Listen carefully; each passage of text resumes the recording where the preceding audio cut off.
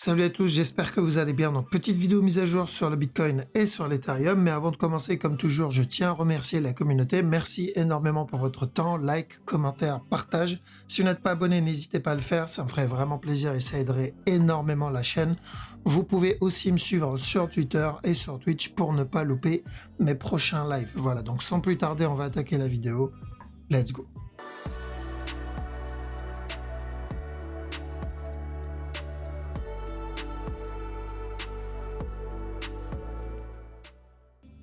Alors, donc le Bitcoin. Donc, Bitcoin, pour ceux qui ont suivi le live, enfin ceux qui étaient là pendant le live, le dernier live qu'on avait fait. Donc, on avait annoncé, on avait vu un petit buy ici. Et on devait faire attention à la cassure du top, parce que je vous ai dit, on pouvait avoir juste un up et ensuite un retournement. Ce qu'on a eu, donc ceux qui ont pris le petit buy, j'espère que vous avez pu sortir quand même en break-even. Je sais qu'il y en a certains, ils ont même pu sortir en profit dessus. Donc, à partir de là, donc on commence à faire attention parce que ce mouvement-là devient quand même aussi correctif. Ok, donc ça devient correctif aussi. Donc on peut encore avoir un nouveau plus bas.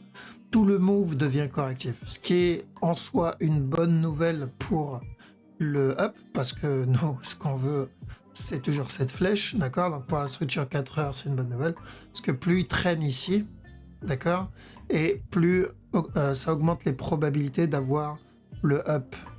Donc au moins la cassure du top, d'accord, mais ça ne change pas les scénarios qu'on a vus il y a quelques jours.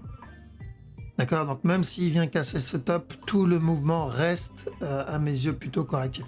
Donc on fait attention à ça. Du coup, sur de l'interne, faites gaffe, ça, si c'est mon B, on va avoir encore un C avant le up. Ok, je ne pense pas parce que c'est pas de la nature du, on va dire de la crypto, du Bitcoin, pour le moment de nous donner de structures complexes. Si on était dans du Forex, là, clairement, les probabilités auraient été plutôt simples, hein. On aurait eu un drop ici, un up, encore un drop, et ensuite la cassure du top. Au Forex, grosse probabilité qu'on ait un mouvement comme ça. Maintenant, la crypto, c'est différent. D'accord, la crypto, ils donnent pas souvent de structures complexes. En général, dès que ça commence à trop traîner, et ils s'en débarrassent avec un mouvement plutôt agressif. Donc du coup ça peut comment dire, ça peut nous surprendre. Ok, donc faudra faire attention, faut prendre en compte l'habitude de la crypto qu'on trade. Donc pour le moment, tout ce qu'on garde en tête, c'est tant qu'il reste, tant qu'il range là-dedans, tant qu'il corrige là-dedans, on surveille s'il nous donne un régular ou un running. En interne, tant que ce top n'est pas cassé, oui, on peut avoir encore un nouveau plus bas. D'accord. Donc pour les traders, ceux qui veulent absolument vendre, à ce moment-là, tant que ce top n'est pas cassé, si vous avez des sell setup, on peut tenter. D'accord, c'est risqué, mais on peut tenter. Pourquoi c'est risqué? Parce que il y a toujours le risque du contracting. Rappelez-vous, la dernière vidéo, il y a deux structures, hein, c'est ou contracting, cassure du top, ou régular. Donc il vient casser ce bas-là, cassure du top. D'accord, donc je continue toujours à privilégier les buy setup pour du trade moyen, voire long terme. Maintenant, pour du trading court, voire très court terme, comme on l'a fait pendant le live, si vous vous rappelez, ici, donc c'est plutôt une structure 15 minutes. Tant que ce top n'est pas cassé, s'il y a des sell setup dans cette zone, pourquoi pas tenter les sells jusqu'à ce bas-là. Alors, maximum ce bas-là, on commence à faire attention parce que c'est de l'interne. D'accord, mais ça c'est pour le trading vraiment court terme, un peu comme celui-là, comme le buy qu'on a pris là. D'accord.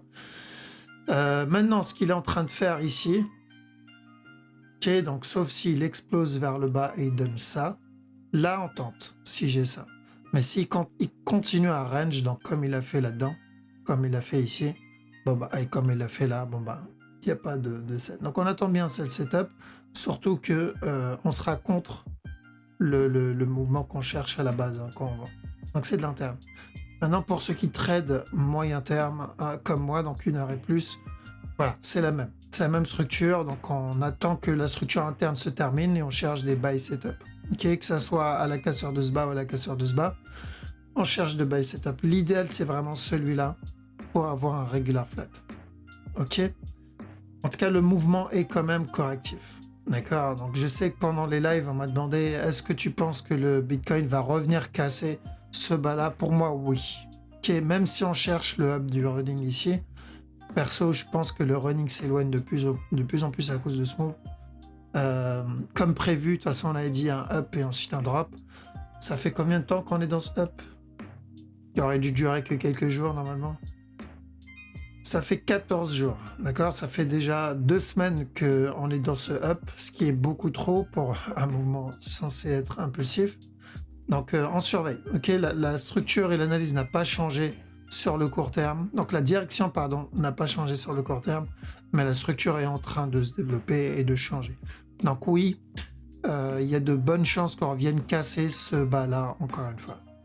Donc faites attention à chaque nouveau plus haut, on monte les break-even. Donc une fois que cette structure corrective terminée, on fait attention au top.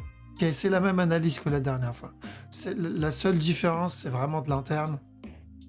Ici, ou pour les traders court terme, vous devez faire attention à ce potentiel B s'il ne casse pas ce top directement. Ethereum. Ethereum, il est en train de donner un beau petit flag ici en 15 minutes, d'accord? Ça peut être... attendez, parce que je crois qu'il y a un running que j'avais vu hier. C'est ça. Donc faire attention juste à ça, ce A là, ce B là. Donc il peut très bien spike, donner le C là, avant de monter. Il peut valider ce flag, casse et stop et ensuite donner le running. Donc en gros, ce que je veux dire par là, c'est que faites attention au running. D'accord? Parce que ce mouvement-là doit corriger à un moment ou à un autre. Je veux pas de contracting en interne. Ensuite, donc ça c'est pour la structure 15 minutes. Pour la structure 1 heure, donc il y a le plus gros running. On peut avoir, donc après avoir donné ça, on peut avoir un plus gros running ici. Ce qu'on est en train d'avoir là, c'est, on va le trade de la même manière. Alors attendez, je vais vous copier. Ici, il y en a peut-être, ils l'ont déjà vu, mais on va couper et on va aller sur le Bitcoin en daily. Et on va le trade de la même manière que ce mouvement-là, rappelez-vous. Celui-là. C'est celui-là? Ouais, c'est celui-là, voilà, comme ça. Hop. Ok, donc on va le trade de la même manière. Sur le Bitcoin, si vous vous rappelez, on a eu ce 1, 2, 3, 4, 5 ici. On a dit attention, où c'est un ending diagonal et on a terminé et il viendra casser ce dernier plus bas. On aura la grosse correction. L'autre scénario, c'était un running flat. Et ensuite, une continuation vers le haut avant le retournement. Et on a dit donc le point clé, c'est ce bas-là. S'il casse ce bas-là, ça y est, la structure est terminée, on va entamer une grosse correction. Voilà, bah on va le trade de la même manière sur l'Ethereum. Donc, où c'est un ending diagonal, et dans ce cas-là, il viendra drop et casser ce bas-là. Okay, dans ce cas, ça, ce bas-là, c'est le point clé. Où on est juste dans un running, et on aura un C, et ensuite une continuation vers le haut. Ok, donc on va revenir sur l'Ethereum. Hop. Et donc c'est du 15 minutes, je crois, ou d'une heure, je sais plus, 1 heure, il me semble. Ouais, 1 heure. Donc voilà, c'est la même structure que ce qu'on a eu sur le Bitcoin en daily. Donc attention à diagonale ici. Donc si c'est le cas, il viendra casser ce bas-là. Ok. Sinon, on aura juste un spike et une continuation tant qu'on reste au-dessus de ce bas. On surveille si on va avoir un running. J'irai pour le moment pour le running et on verra. Maintenant, 15 minutes, rappelez-vous, là, il est en train de flag. Car s'il continue à flag, c'est un push. Mais ça, c'est un trade 15 minutes. Sur la plus grosse structure encore, donc si on remonte encore plus haut, je n'ai pas changé la flèche parce que je ne pense pas que le up soit terminé. Car même s'il donne un running ici, c'est encore, on aura encore un autre push, d'après moi, sûr, je peux avoir tort. Si il vient casser ce bas pour me donner une plus grosse correction, ici, bon bah pareil, on va juste décaler. Donc on va surveiller, ça va durer de toute façon, si c'est le ending, ça va durer plusieurs jours, voire plusieurs semaines, hein, donc on le verra venir. Maintenant, si c'est juste le running, voilà, ça va aller vite. Ok. Pour les traders, ceux qui tradent vraiment très court terme, genre en dessous d'une heure, bah vous avez ça. Donc ce A, ce B, ce C, à la cassure de ce bas, si vous avez des buy setup, vous tentez les buy. Et voilà, donc on a vu les majeurs, maintenant le reste ça va être du copier-coller hein, pour la plupart, j'ai envie de dire. Donc ici, pareil, on fait gaffe à ce A, B, C, et on fait attention à la cassure du bas. On n'oublie pas le running potentiel, hein. C'est comme l'Ethereum, c'est exactement comme l'Ethereum pour le moment. Et là, à la cassure de ce bas, vous pouvez tenter un régular pour encore de l'achat. XTZ, alors on enlève ça. Donc, hop, on va mettre ça ici. Donc, XTZ, il est venu casser ce top. Et ça, c'est correctif. D'accord? Donc, j'attends encore un drop sur l'XTZ. Au moins revenir casser ce bas-là. Donc, pour les traders.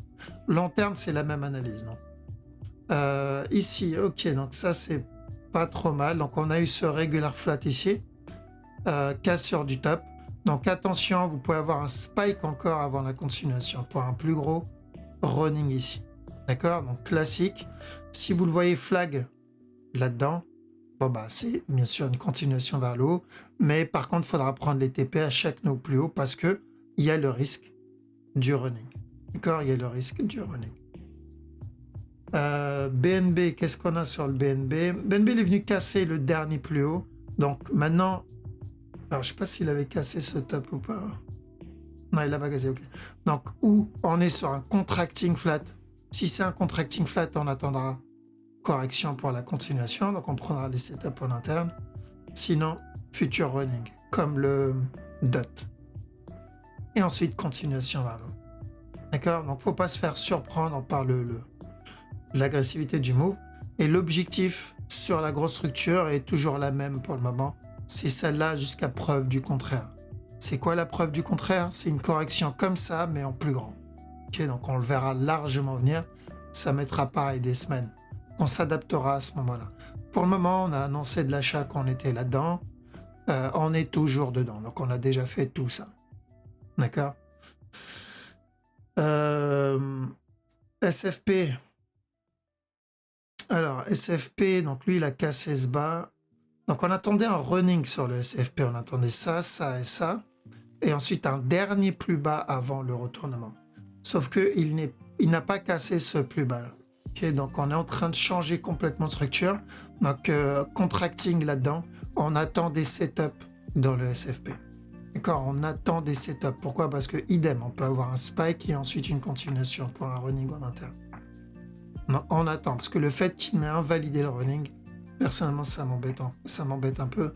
Et même si je sais ce qu'il me fait là-dedans, d'accord, je ne sais pas ce qu'il me fait là-dedans. Et là, il y a une grosse nuance entre cette structure ici et toute la structure dans sa globalité. Parce que si je prends en compte celle-là, voilà, ça change tout le drop en fait. Okay, donc, dans le doute, en trading, j'attends. Maintenant, en investissement, voilà, le but c'était de rajouter à chaque nœud plus bas. Donc ceux qui ont rajouté ici, ils sont plutôt tranquilles. Lit, c'est un peu pareil. Donc on a eu ce move en interne, je crois que c'était un running, il me semble. Donc attention là-dedans aussi pour ce A.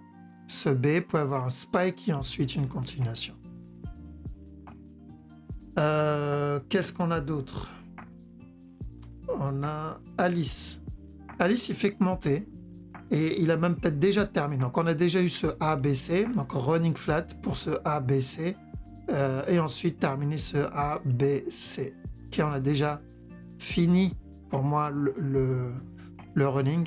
Donc on est en train d'entamer le plus gros running, rappelez-vous ce qu'on cherchait à la base en fait. Donc c'est celui-là. Ok, donc on s'est dit peut-être qu'on allait avoir un dernier plus bas avant de l'avoir, mais non. Donc voilà, il valide notre grosse structure.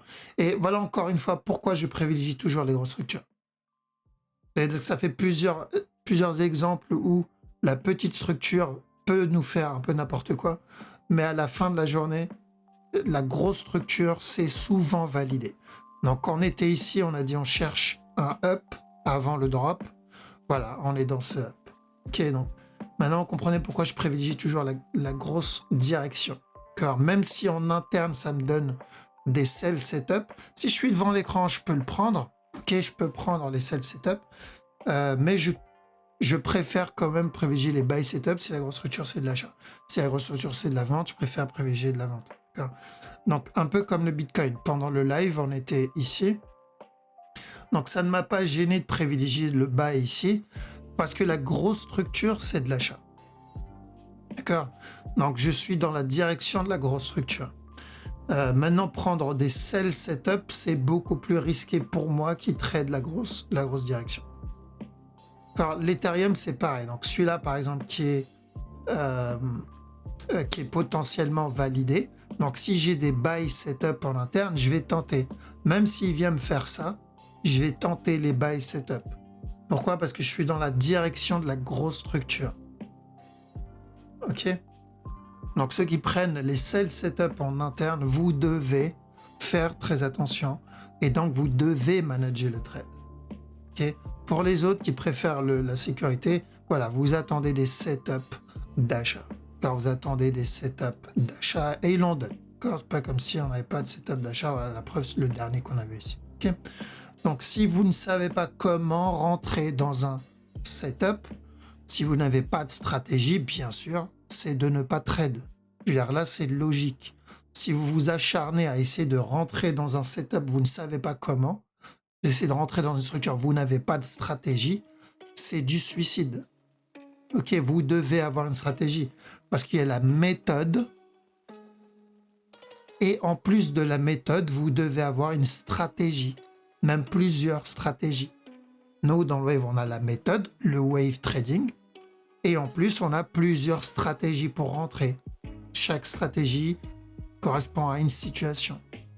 D'accord? Et on continue à en développer d'autres. Il y en a qui sont en cours de backtest.